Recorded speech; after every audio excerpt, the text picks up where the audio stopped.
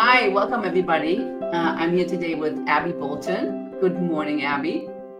Good morning. Thank you for agreeing to be on my podcast. Of course. And I'm excited. As I always do, I'm going to read your bio so that our viewers, listeners can get to know you a little bit better. And then we're going to jump in and let's see where it takes us. Awesome. Abby Bolton is an intuitive contemporary painter and creative transformation guide who creates uplifting art in spaces that feel as good as they look. Following her own holistic transformation from corporate change leadership consultant to a studio artist and entrepreneur, her offerings now uniquely blend high frequency abstract painting, intentional space design, and personal growth coaching. Drawing on her 15 years in change leadership and training in human centered design, she helps women gain clarity, create outer sanctuaries that support their inner goals, and shift from coping to shining.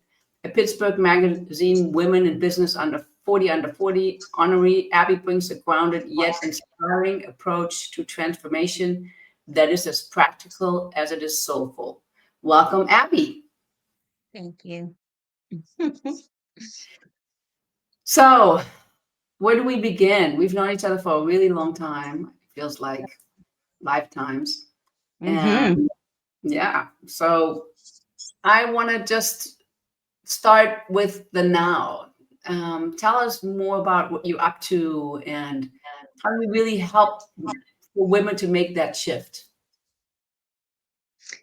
Well, so yes, I in the last several years I've gone through an awful lot of personal and professional transformation, and I've been doing. I founded Abby Bolton Arts now 2 years ago, so time flies. But um, my sweet spot is really making art that supports people's personal growth through high vibration energy. I have a very intuitive painting process, but that sort of like acts as a visual shorthand to remind you of the power that you have, or the journey that you're on, and the life that you want to be calling in. So, my favorite thing to do is to make custom art for individuals and usually women. Um, but even if people are looking at my visual art that's available online or whatever, my where I really get into things is how our environments can positively impact our mindsets, and leveraging that. So, like, gaining both inner clarity about where you want to shift things if they're not working, if life doesn't feel completely aligned, um, and what your values are, and really rooting down into that. So, I have this approach called rooted and rising that we can talk about, but really rooting into like what is the core of you, your strengths, your values, and what lights you up. And then, how do you make those shifts? And how do we use your environment as this like secret weapon to double down on the staying power of the changes that you're making? It sounds kind of both awesome and a lot. So let's say I want to transform my space. Where does it start? So, first, it's sort of like getting some fresh eyes on. So, if you pick a room like your home office, or your bedroom is a very critical one, you spend so many hours there in a day. Um, Stepping back and noticing when you walk in, how does it make you feel? Like, what does your energy feel like when you walk in there? Are you cringing, or are you sighing in relief? Um, and do you feel like, oh, this is no judgment, because I'm a performing clutter bug myself, and that's why I know the power of shaping environments to benefit your mindset. But are you landing on like, "Ugh, I'm feeling like claustrophobic," or, "Oh, there's that pile that I keep not getting to." All these things add up mentally and can really kind of pull you down. So first is getting some clarity about, how do I feel in here and what I want to shift. And then, decluttering, plenty of people talk about that. Obviously, there are many benefits to getting organized and clearing things out. But so let's assume you've done that. And then you can really take a mindful look at what is here, and like, what art do I have on the wall? It isn't just art, but I think sometimes we just, we get a hand me down piece, or, we bought something quickly, wherever, a big box store, or just something we liked. and it's just kind of been there, right, for a while. But what is it of? If it's imagery, is that imagery uplifting to you? You wouldn't want to have like a sinking rowboat or something, or a stormy seas in your office, right? Because the vibe of that is not supportive. But really, it's like kind of taking a look at, do the things around me lift me up? And if they don't, what can we replace it with that is more consistent with how you want to be feeling? So when I talk to people about shaping and shifting their spaces to support them, or about custom art, I always want to know first, like, what are they working on in their life? What are their personal intentions, and what are their goals right now? Do they want to feel more peaceful? Do they want to feel more vibrant? Do they want to feel more focused? And so then from there, it's like, that's the little test then. Does this support that goal, or is it actually working against it? Let's take a quick break. I want to remind you that if you're interested in learning more about neuro emotional coaching or kinesiology, if you would like to have a taste, find out what it could do for you or your business, your family, please look at the show notes. There's a link for a 30-minute free introductory meeting, and we can explore it. You can look at what is holding you back, what are your dreams, what is it that you always wanted to achieve. Don't be shy, sign up. Now, let's get back to the show. Wow, that's really profound and amazing. I bought this piece of art, which was a photograph of somebody was leaving, and I was so intrigued with the photograph, but it wasn't uplifting. But I still felt like I had to have it up for a while. It was, very. It was a scene of a girl watching television, and it was obvious that they were very impoverished. And I live in Israel, and I don't really want to talk about so much about what's going on, but I really felt that it was important to, it's like, okay, let's just get with the reality. A lot of people are living like that right now, and under much worse condition. And then I was kind of done with it, 4 months later, and I took it down because it was no longer, making me feel good and Yeah. relaxed. So it's like, okay, it's time to take it down. And nobody wanted it, so I still have it. When you want Because it. I wonder why. But it was I'm still sure it was cool. Yeah. it was cool. It is cool. Hmm. So I get that. So do you then just recommend sometimes that people just take down your artwork or whatever you have up there and just be with it for a while and sort of journey inside to figure out what they want to create and what they're up to, because a lot of people don't really have that clarity. Right. Yeah. Well, I'm always happy to guide people into that sort of introspection to see what lights them up. And sometimes, yeah, people don't always know. Maybe it starts with color.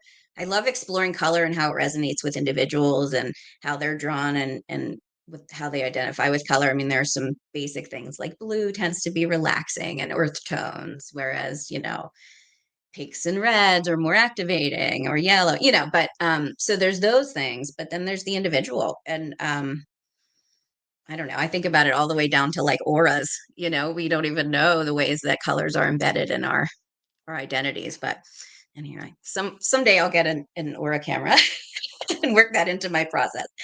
But so yeah, I think it's noticing how it makes you feel, and then it would be interesting to just see, when you take it down, do you miss it? It seems like you found some lightness in taking it away. And then I would probably just show people some options, either of my work or others, depending on the context. But um, just see what lights them up, like what they're drawn to. Maybe it's more sparse. Maybe it's more earth tones. Maybe it's more vibrant things. I tend to make a lot of art that is using the cool tones, purples and greens and blues, and um, but there are different feeling just to this versus that. There's some more, that's mystic bounty, and this is enchanted becoming.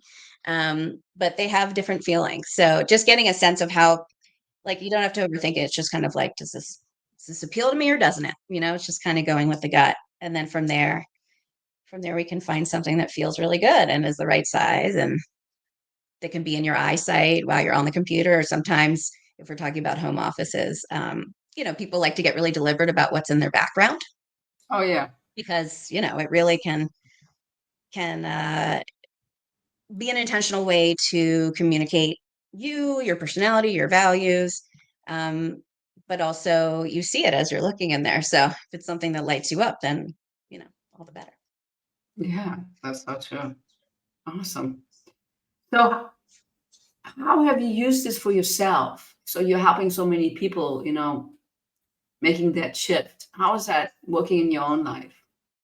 Mm, good question. Sometimes I feel a few months ago, I thought to myself, all my art is in my studio. Why am I not enjoying it here? So I brought home some favorites and I rotate them in and out of my studio. Um, I have a piece above my couch in my living room that called Sprite Spring. That's quite just quite energetic, and it was the first painting that I made in my studio when I rented a space as opposed to kind of my basement studio in my home before that.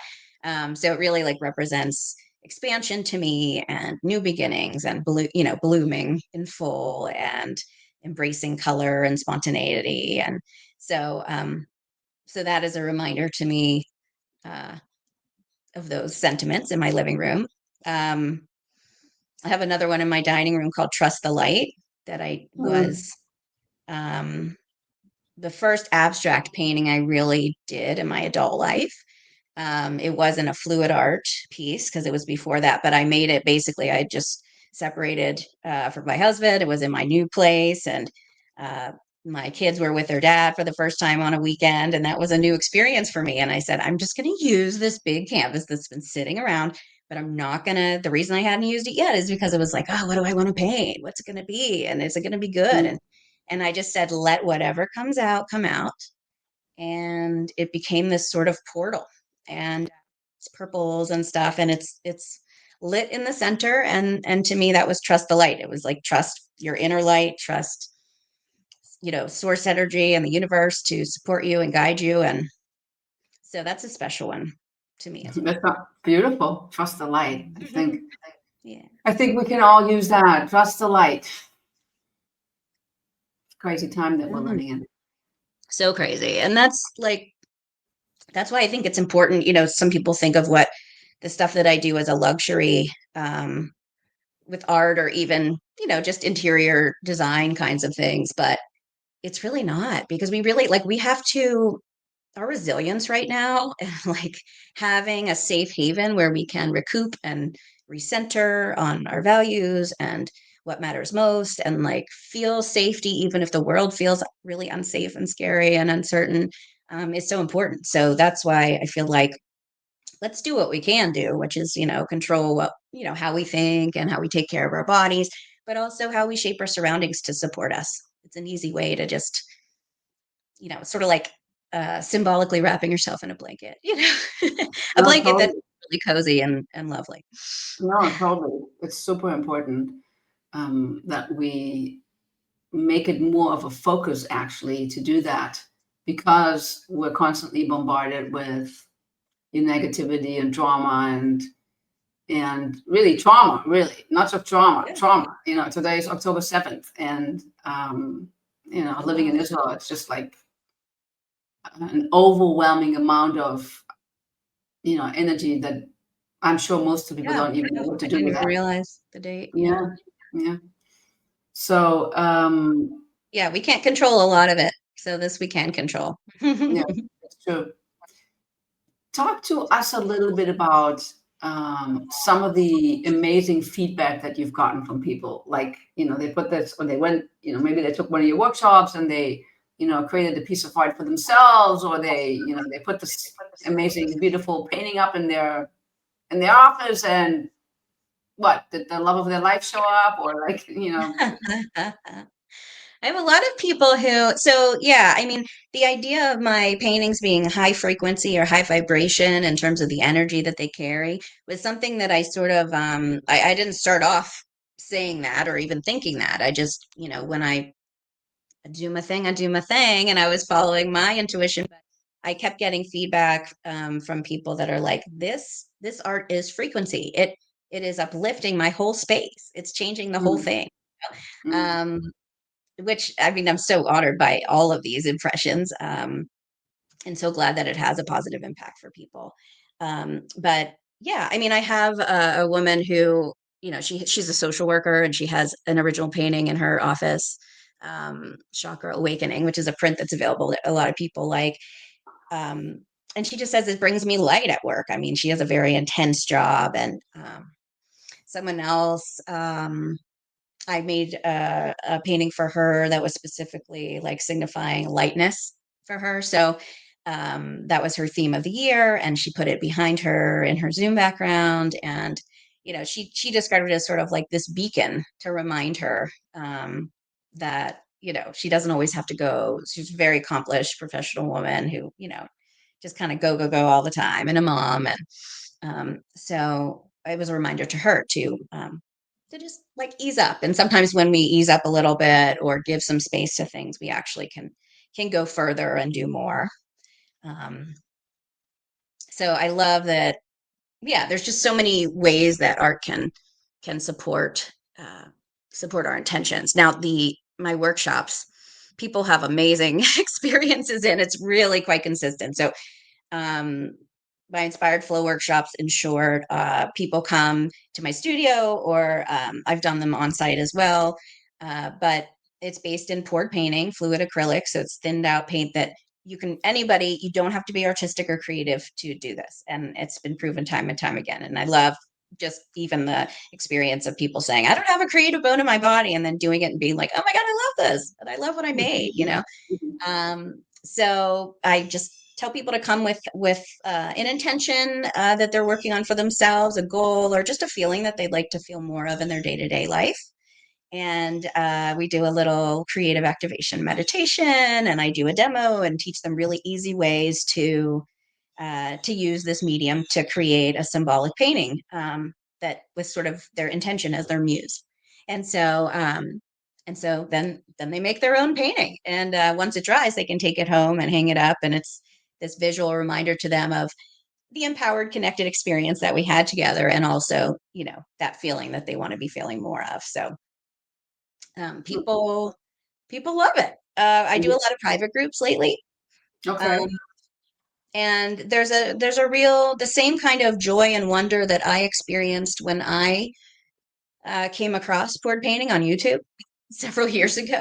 I was an artist always, and a painter, but I didn't really do abstract art much, other than I mentioned when I trust the light. But when I found poured painting online, I was just like obsessed, and so I just was like, I have to try this. I have to do it. So, and the floodgates were open.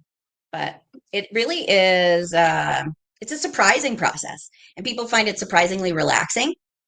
Even though it's very unstructured, there is no specific endpoint. You can't mess it up. So if you've ever done one of these like sip and paint things where everybody's making the same thing, I mean, it has its virtues, but I think mine's much better because one, you're making something that has meaning to you. So when you're done, you actually want to keep it. Um, and it's this process that most people haven't done, that is just very visceral, very interesting. It's almost like a little science experiment to see how different colors interact with each other, and what happens when you do this, or what happens when you blow with a straw, or so we got some fun things, and people just really just love it, and it's really connected. I make sure to create a really supportive, open, like zero judgment environment. And so yeah, so people tend to like the connection just as much as the painting, which is special. I went to stay with friends when I came to Pittsburgh, and they had taken one of your workshops, and they asked me to identify who did what. And it was amazing for me to see how, I mean, I know these people very well. So it was easy for me to say, oh, I think you did this and you did this, because even though it's a different process, I think the personality and who you are, and, that still comes through very strongly. Yeah. And, I also did one of those, sip and paint kind of thing or whatever. And I thought it was so stressful, because here you have to like copy an image, and because you have to be a pretty good drawer. And what you do is not about drawing, because I could be really good in conceptualizing colors and spaces and whatnot, but drawing might not be my thing. So it's, I think the whole process in and of itself is way more relaxed and exploratory because there's no wrong way to do it. It's just like, you know, Exactly. it's exploratory. It's about curiosity. And, if Hmm. we can allow ourselves to be curious, then, you know, cool things can show up. Totally. Yeah, I've heard a lot of very disempowered experiences that people have had in those situations, which isn't the idea, but yeah, it's sort of like when you're all trying to achieve more or less the same thing. It's easy to feel like, oh, I didn't do a good job, or I messed it up, or whatever. So Well, and that's yeah, how people, measure creativity. Am I a good drawer? And I actually, I think this. I studied art therapy, and my first bachelor's degree is in art. So, and drawing was always challenging for me. I was much better with conceptualizing and designing and those sort of things. But we did have to draw. So I was like, oh my god, I have this person sitting in the middle of the room, and now I have to like make it look like the person sitting in the room on my piece of paper. So that's stressful. So, yeah, and I don't think we want to have a creative process like that be stressful. It's actually an opportunity for people to like rewrite history inside themselves and yeah, fall in love with who they are as a creative person. yeah. What you described was my experience too in finding abstract art because, you know, I used to do more realist painting and, um, because when I had kids, I was full-time corporate consultant. I didn't have a whole lot of extra time. And I thought because I was used to that kind of very intentional process where there is a goal and it's like you're always asking yourself, is this good? Is it realistic? And do I need to fix this or that? I always thought I needed like a whole day without kids and without any other, responsibilities to make any headway on even taking the paints out, so I um, wouldn't even say, "Hey, I have an hour. Let's see what I can do." It just felt like it had to be this very precise, and there was a lot of inner critic in my head the whole time. So, yeah, that's when I noticed when I found the poured painting stuff. Like I just started doing it all the time with my kids. I had a outside balcony at the time, and there was a lot of like painting on that balcony, and just having fun. And it didn't, need to take all day, certainly. But what I noticed was just it was just like, oh, let's see what happens. It becomes this adventure, rather, Yeah. yeah, into that critical monkey mind kind of thing. Yeah. And we have enough of that monkey mind. Yeah. We don't want that. So I also know, Abby, that I think you did some paintings for a nonprofit, right? For the offices that you of power, Yeah. right? Yeah. Power, the Pennsylvania Organization for Women in Early Recovery from Addiction. They're a really wonderful organization. And um, they just opened a centralized campus that co-locates all of their really amazing services for women at all stages of the recovery journey.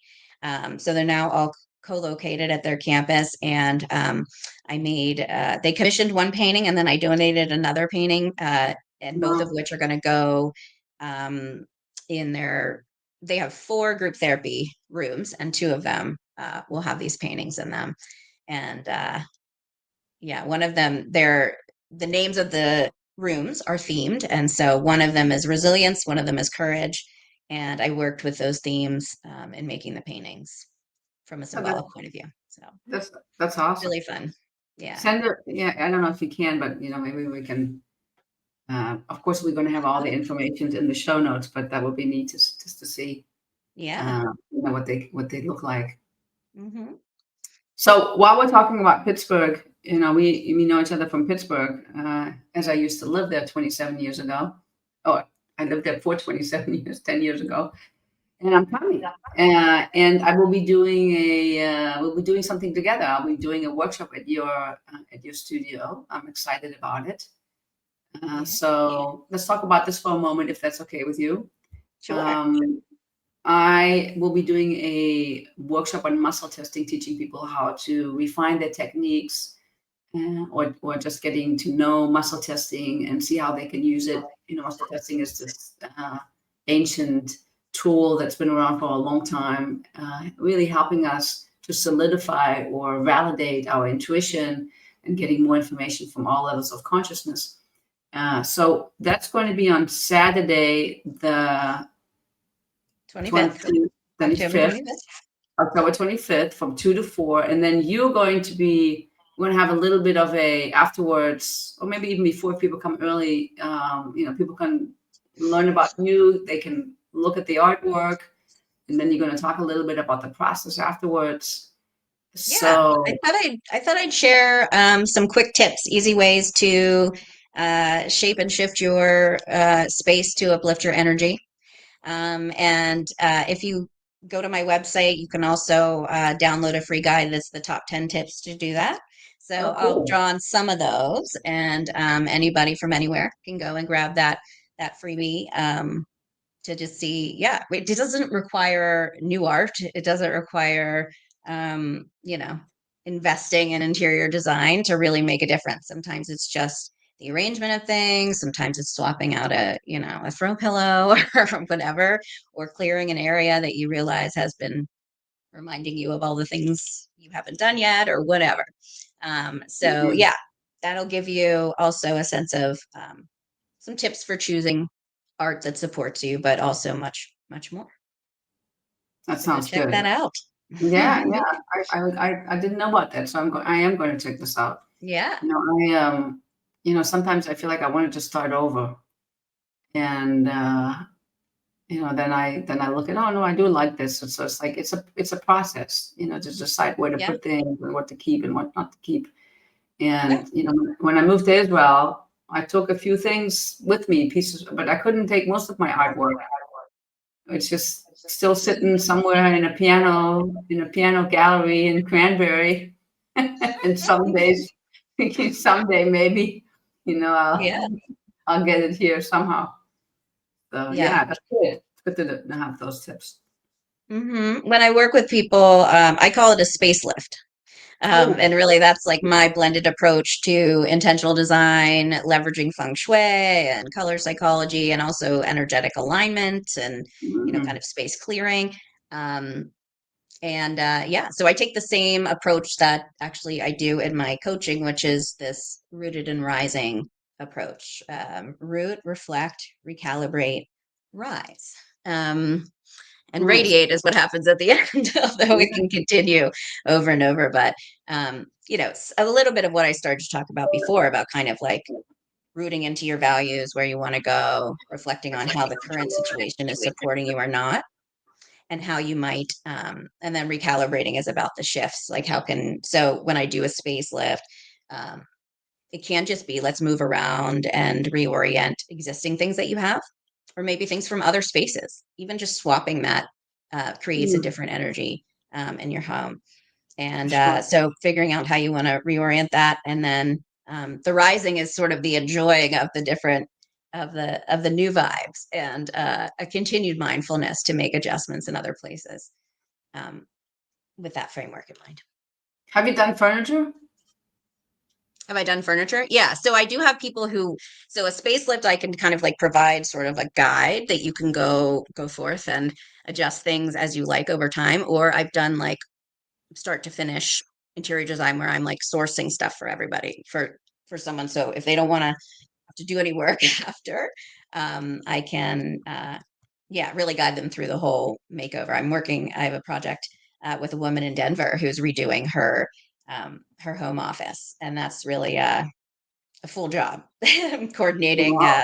custom closet, and I'll be, yeah, picking out all the furniture and then helping her style it and make sure things are there's all these levels of feng shui too. So I'm very interested in this particular approach that understands your personal energy number, and then how you can orient your not just furniture, but the whole space uh, to support your most advantageous directions. And there's, all these layers we could peel back in feng shui. But yeah, so bring that all together for her to a finished product. It's cool. It's actually not what I was asking, but I'm glad you talked about it. When I wasn't specific enough in my question, what I wanted to know was, do you use that fluid painting process on furniture?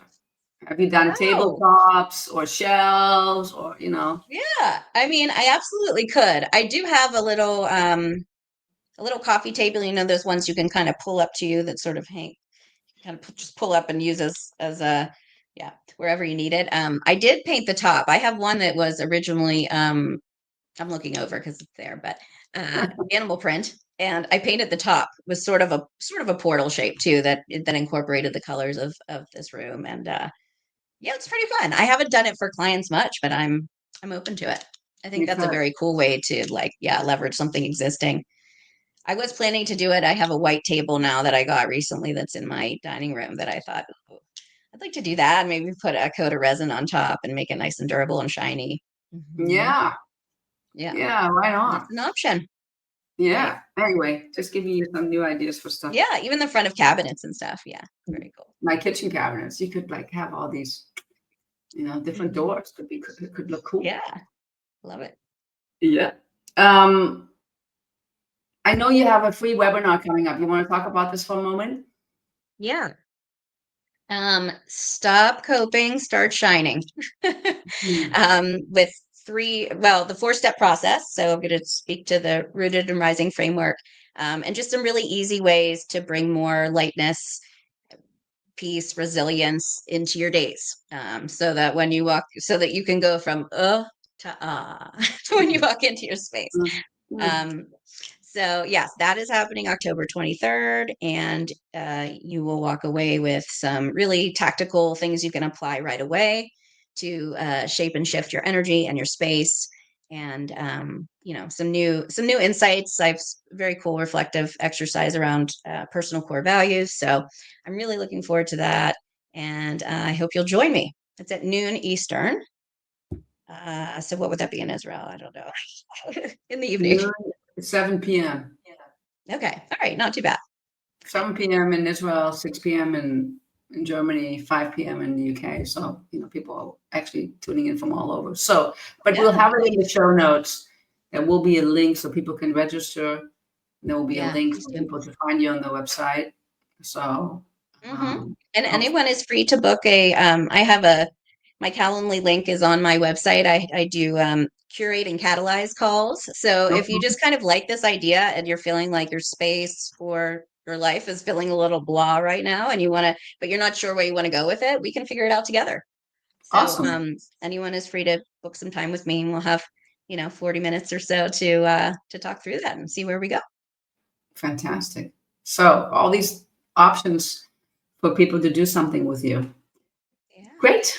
I want to kind of wrap up for today, and I'm wondering if there's something that you want to leave us with, or a tool, a tip that maybe you haven't talked about, um, that really makes a difference for you and also can make a difference for people. Yeah. Well, two things. I want to thank you, Barbara, for having such an instrumental role in my becoming over the years and to getting unstuck. And so one thing is like to find the people that inspire you and that have, unique skill sets to be your guides along the way. Um, and the other thing is just that like we're not here to suffer. There are obviously challenges in life and ups and downs that we go through, but there are always ways to shift your life. It doesn't have to be blowing it up. And I did a lot of very big changes, but it can be small things. It can be like changing your self-talk. It can be, little things. I just want people to know that they can shift their lives to be lighter and more joyful or more playful, um, and more fulfilling. And that, I'm here to help and Robert's here to help. And, you know, yeah, there's hope. You can incrementally or majorly really live a happier life. So if you're feeling weighed down, don't despair. Thank you, Abby. I so appreciate that. And thank you for sharing that, because it's important, because sometimes it does really look really dark, really, really dark. And I think, this, I know this, people that are, listening and watching this know this. And there's always little tiny baby steps that we can take to get ourselves into a different direction, even it might be difficult. And then when we look back, it's unbelievable where we've been and where we're now. So, Mm-hmm. um, yeah, that's up. So with that, We invite you to check everything out. Also, like my channel, subscribe to the podcast, share it with people, because the more people listen to this, the more it makes a difference for everybody, because every story is different. So I appreciate Yeah, your support. And thank you, Abby, and I'll see you soon. great. I look forward to it. Thanks for having me. You're welcome. Take care. Hi, and here are the takeaways from my podcast with Abby Bolton. Number one, assess your environment's impact on your mood by noticing how you feel when entering different spaces in your home. Number two, declutter your space and mindfully evaluate if the art and objects around you are uplifting or supportive of your goals.